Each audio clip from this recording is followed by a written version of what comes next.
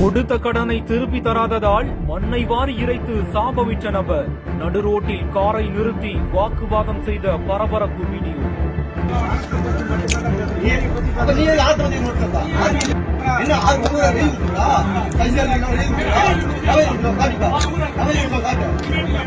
கள்ளக்குறிச்சி மாவட்டம் சின்னசேலம் ஊராட்சி ஒன்றியத்திற்குட்பட்ட கருங்குழி கிராமத்தைச் சேர்ந்தவர் தான் சசிகுமார். இவரு கருங்குழி ஊராட்சி மன்ற தலைவராக இருந்துட்டு வராரு. இந்த நிலையில தான் கருங்குழி அருகே உள்ள அமகலத்தூர் கிராமத்தைச் சேர்ந்த ஆசிரியர் சண்முகம் என்பவர்கிட்ட கடந்த 2 வருடங்களுக்கு முன்பா 2 லட்சம் ரூபாய் வட்டிக்கு கடனா பெற்றதா கூறப்படுது.